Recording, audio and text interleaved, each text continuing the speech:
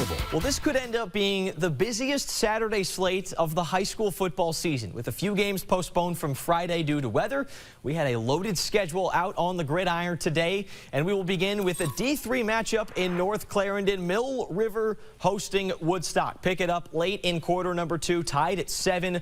Toby Pitlick running the Wildcat for the Minutemen. Man in motion, he scampers in for a 4-yard touchdown. Mill River grabbing a 14-7 lead. But on the ensuing kickoff, Woodstock answers right back. Vince Petrone takes it from the 10, makes some room with the stiff arm. He sees an opening, and he is headed for the house. 90-yard kick return, 2-point conversion fails, so Woodstock down by 1 at the break. Let's go to the 4th. Woodstock up 7, but watch Memphis Bemis get to the corner, sneaking that ball across the line. The 10-yard score ties the game at 21. But with 3 minutes to go, the Wasps go ahead for good. Josh Huff slipping in for the 3-yard score, the game-winning score. Woodstock wins it 28-21 to move to 2-0 on the season.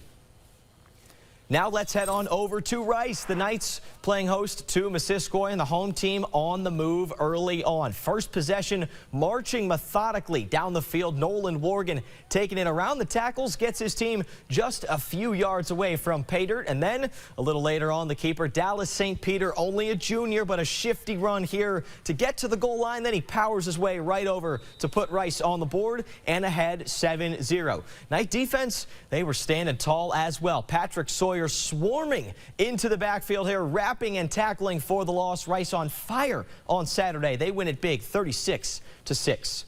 Now on down to Bristol. Mount A playing host to Otter Valley. It was 21-7 Otters at the break. Let's pick up in the second half. Isaac Whitney for OVU going beast mode. 5 players try to tackle him. He doesn't let any of them do it. A nice pickup here to keep the chains moving and keep the drive alive. But the Eagle defense coming up with the takeaway. Ball on the ground. Jamison Kuchar falls on it, and that would stop the drive. Now Mount Abe down 14 with about a minute to go, knocking on the door. There's Luciano Falco soaring in, steps in front of the toss. Room service for 1. A house call to end this one. Otter Valley with a statement road win. They win it 29-7. Now over in Bradford, Springfield taking on Oxbow, and this one was all Cosmos. 34-0 Springfield at the break, and it didn't get any closer for the Olympians. Riley Snide getting in the backfield to bust up the play right there. Oxbow trying to get on the board later, but the Cosmo defense standing tall too. Josiah Martinez with the initial stop here. Springfield rolling to a 34-0 victory to get to 1-1. Oxbow dropping to 0-2. Up in the Kingdom now, it is the Barrel Bowl. North Country paying a visit to face Linden. NCU beginning this one with the ball first, and pretty much every time the Falcons needed a big play in this one, they turned to number 15. Hayden Bovin making the grab. He'll pick up the big first down and several more after the swim move, and this is how the drive ended. Watson Laffoon to Bovin. He'll keep the legs churning, carrying a couple defenders across the goal line with him. 7-0 Falcons. Later, more from Bovin. Next North Country possession, Laffoon chucking it up.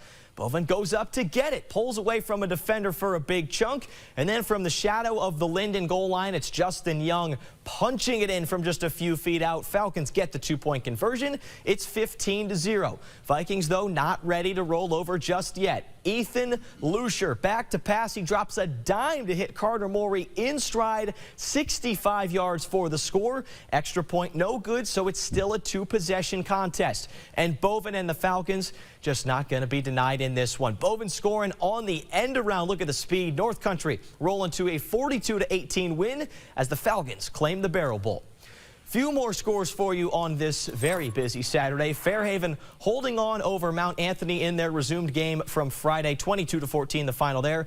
Mount Mansfield and Brattleboro end in an 8-8 tie. That is not a typo. That game called due to weather in the Brattleboro area. Just a wild 2 days for those two teams. Then you see on the bottom, Windsor with a 35-0 win over Poultney. And the nightcap, CVU. Good start to their season, 29-7. They get the win over BFA. Now